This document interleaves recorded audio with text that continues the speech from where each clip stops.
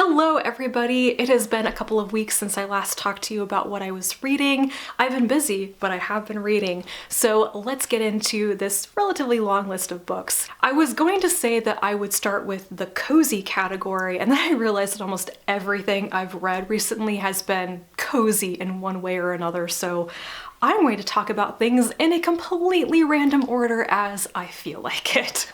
First up, I have Witch Hat Atelier Volume 10 by Kamome Shirahama. This is one of my favorite manga series ongoing right now, and I continue to really enjoy it. I'm not gonna recap what the series is about for the 10th time, but I enjoyed this installment. It continues to be good, but this volume was noticeably a bit shorter than previous ones. I'm not sure why, and it wasn't quite as I don't know, emotionally impactful as the previous one had been. It was a 4-star read, not like 5 stars, wow, things are happening with the story. So still good, but it was kind of hard to top Volume 9. I also read another manga, the first omnibus of Yokohama Kaidashi Kikou by Hitoshi Ashinano, and I know I've butchered that, I apologize. I tried to practice beforehand. This was recommended to me by somebody in the comments quite a while ago now, and I'm ashamed because I don't remember your name. So if you're still watching, please remind me that it was you. I got this from interlibrary loan, finally, and it was such a pleasant surprise. I believe this series ran in like the late 90s to early 2000s, and it has this very cozy, gentle, quiet feel to it, but it's also kind of like almost dystopian science fiction. I know that sounds kind of weird, but it really works. So this follows a robot named Alpha. She works at a coffee shop in a mostly deserted part of Japan's coastline. Because of like climate change and things happening, the world is very different. A lot of the coastline is now submerged, not a lot of people live there anymore, and even like the cities are very different now. So that's kind of the dystopian science fiction part of the world. It pops up every now and again, but it actually feels very like rural, part of like the countryside or the seaside instead. So Alpha is working at this coffee shop even though she doesn't get a lot of customers. The story is just like her life and what she wants next from her life now that, you know, she's kind of on her own. Her owner has left and may not come back. And her friendships with the people who live around there, like a young boy that she spends a lot of time with. I think it's his grandfather who runs like the local gas station. Sometimes strangers come through. And it's very gentle and quiet, and I think it's reflective. Yeah, let's say that. So I really enjoyed this, and I will definitely be reading the second omnibus when it comes out later this year. It's being released for the first time in English with these like deluxe volumes, and yeah, I might end up buying them because they're a little bit hard to get from the library. They're a bit niche.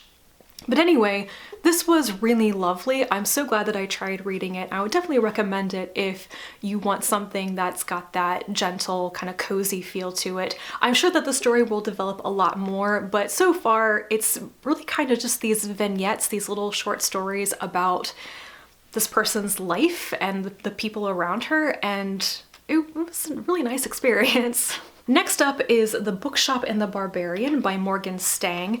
This is a cozy fantasy with a bit of romance. It is about a woman who buys a bookshop in a town when she arrives. She's kind of fixing up the property and starting in the business and becoming part of the community. And at the beginning, her long abandoned bookshop has been inhabited by goblins, and she enlists the help of a barbarian warrior woman in a local pub to help kick the goblins out. And then she stays. So these two women are running this bookstore and developing a relationship, and it is extremely low stakes. Like there's some violence that rapidly dissipates, some threats that quickly go away. All the bad people end up actually being quite good people. It was, like I said, very cozy, and nothing bad happened in the story, which is what I wanted out of it. I thought this book actually started very strong with the writing. It begins with a very distinctive, almost like fourth wall breaking narration at you as the reader, and it was really funny. I do think that narration kind of got lost near the end of the book, and then it wrapped up in this sort of sappy sweet way where everything is okay. And that was a little bit of a letdown, but nevertheless, it achieved its point, which was to be cute and low stakes and a nice read. So for that, I would recommend it. And clearly I must now talk next about everybody's favorite cozy fantasy, Legends and Lattes by Travis Baldree. Am I the last person on the face of this planet to read this book? No, but it feels like it. I love this book. Sometimes you start reading something that's been super hyped and it just falls flat and you feel terrible.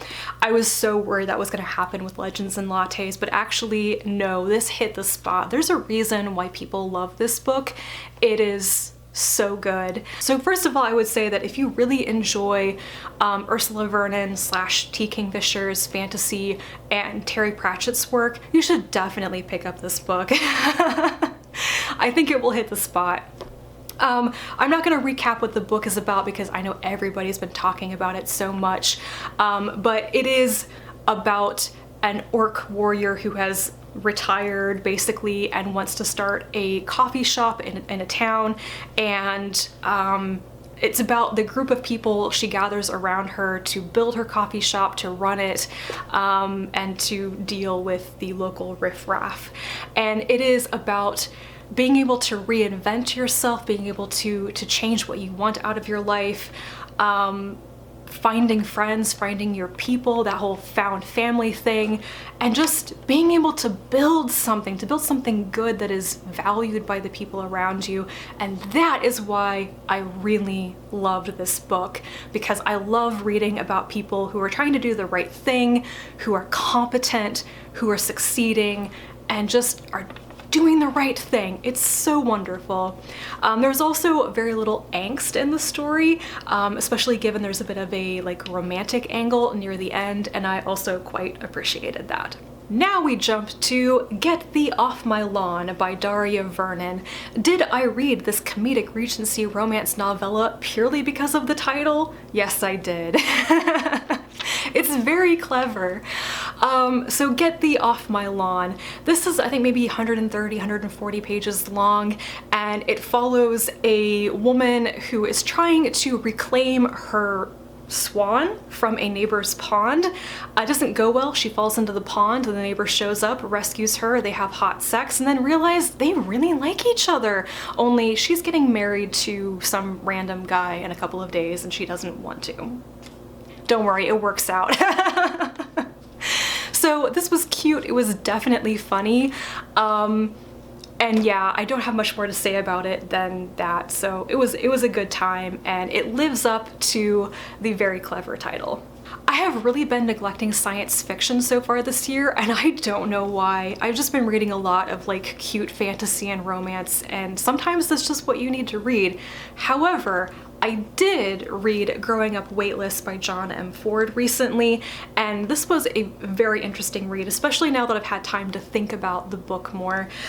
So this is a coming-of-age science fiction novel that was published in 1993. It's been out of print for quite a while, but Tor is now bringing a bunch of Ford's novels back into print.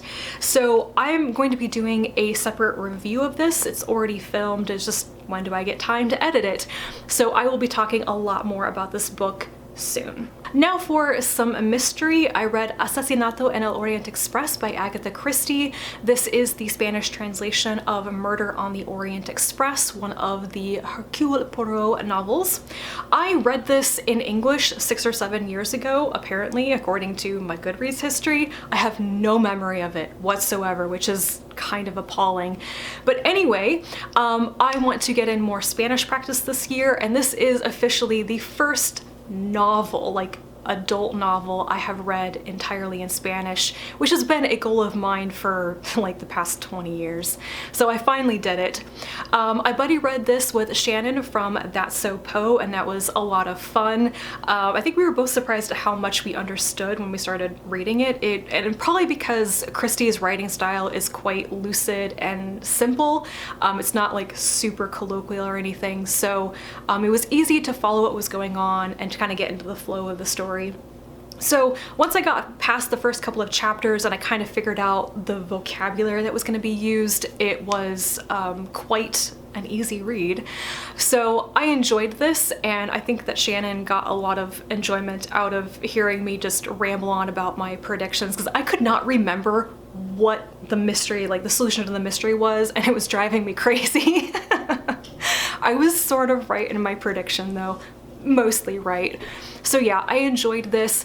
I'm not sure I'm going to jump on another Christie novel in Spanish quite yet, but I'm definitely going to keep them in mind because they're really good practice just to read something and not be like overwhelmed by the language in it. But for my next couple of reads in Spanish, I want to try something that maybe was actually written in Spanish rather than translated into the language. So it was good fun, and I'm quite proud of myself, actually. I've suddenly been hit with this fear that nothing has been recording because my camera is being weird now. So hopefully I didn't just lose a ton of footage. Next up, some historical fiction. We have The Half-Life of Valerie K by Natasha Pulley. This is another one that I really enjoyed, and I did not expect to really love the story so much. So this follows a scientist, Valery, who has been condemned to the Gulag in like 1950s, 1960s Soviet Russia, and he's kind of plucked out of the Gulag by a former mentor of his, a female scientist who is working at a very strange, incredibly secretive facility that's bathed in radiation. So he's basically rescued from the Gulag, shows up at this very mysterious city and put to work with the scientists there.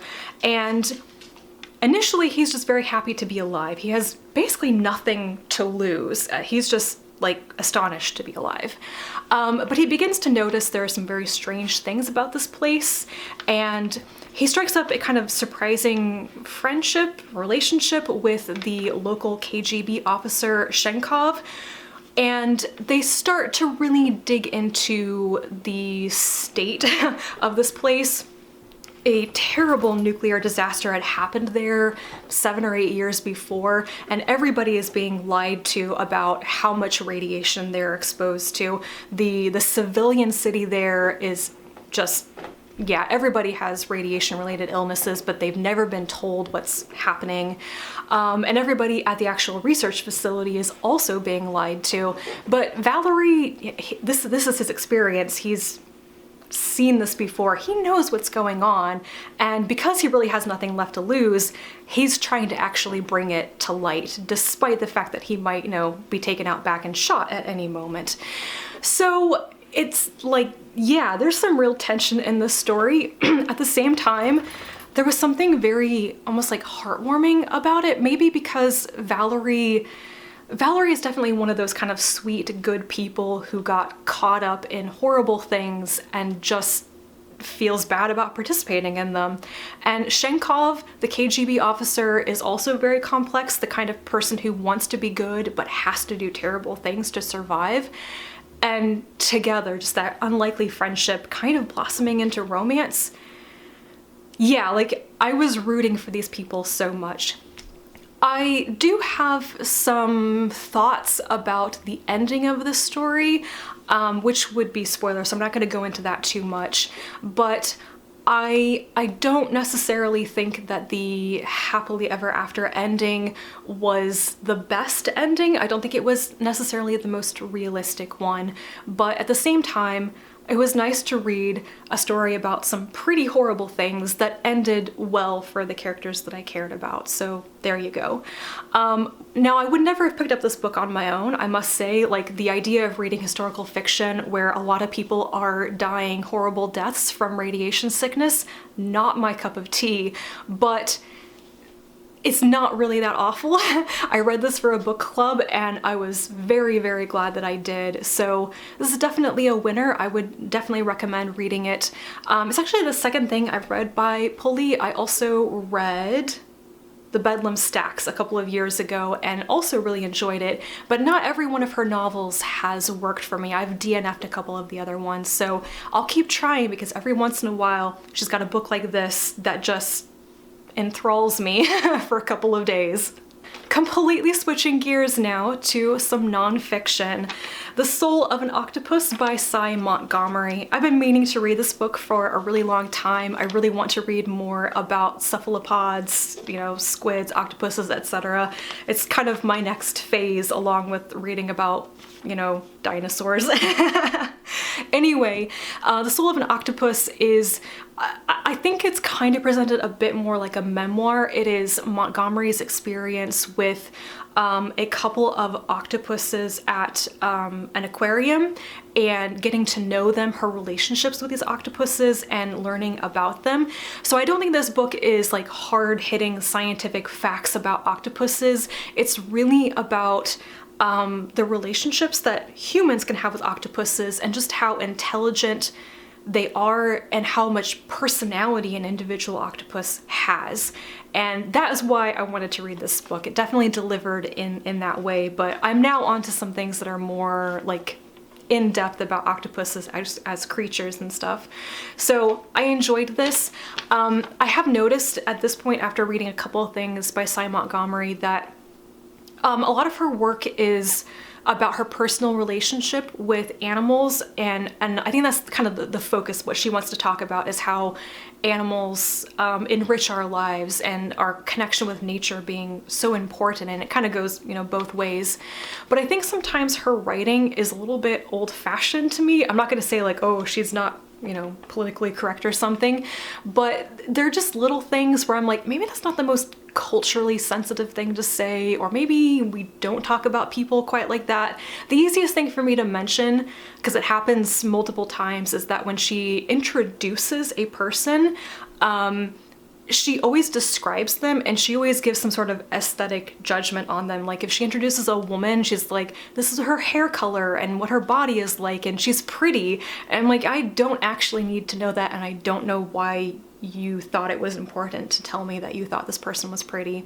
So I'm being really nitpicky here, but it's something I've started to notice more and more as I've read her work, and I think it's a stylistic thing. I think it's maybe even a generational thing, but I notice it and I can't stop noticing it now.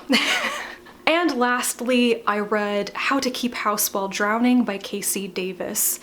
This is kind of a self-help book, but I'm actually going to say it is true self-care.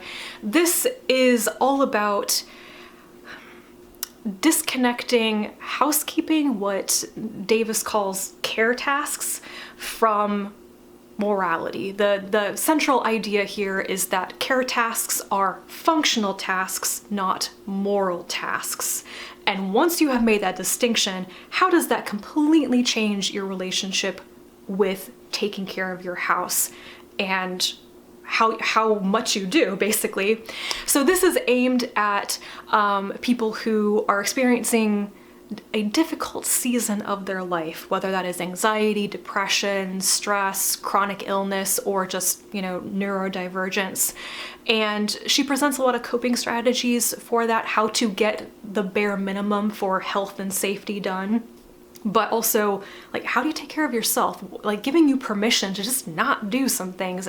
That's my takeaway from it. Because as much as society drills into our heads that cleanliness is next to godliness, that's a moral thing. That's a belief. That's a judgment. It's not, like, absolutely true, you know? And once you can let go of that, it's incredibly freeing.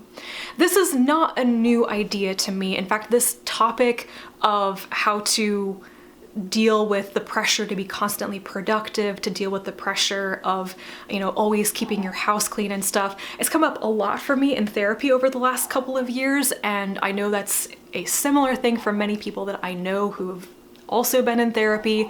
But I think what this book really did for me is that explicit statement about care tasks being functional, not moral. I've never heard it phrased quite like that before, and it just rang so true to me. And I definitely took a lot from some of the advice and some of the kind of exercises that Davis suggests doing to kind of reshape your relationship with your housekeeping and make it manageable and just to work for you better. Like I said, I think this is kind of freeing, or at least that was the experience for me. So I highly recommend this. I have definitely gotten into like tidiness stuff before. I actually really like Marie Kondo, but this is kind of a flip side to that, which is sometimes the pressure to be tidy can be very toxic and very stressful and not helpful in any way. And you can look at it this way as well. And we need to hear that, you know? I think most of us need to hear that. And that is it for what I have finished reading over the past couple of weeks. I have been very thrilled, can you tell, with how much I have enjoyed my reading so far this year. It's been really fun. I'm definitely enjoying stuff way more than I was last year. Can't really say why, but it's been nice. I hope to keep it up. So yeah, I have just started a big batch of books that I am really interested in, so hopefully I will have another wrap up next week. But the next video you can definitely expect from me is my review of Growing Up Weightless by John M. Ford, and I don't know when that's going to be out because life, stuff, time, the eternal problem, but it'll be out eventually. So until then, happy reading, and I'll talk to you again soon. Bye.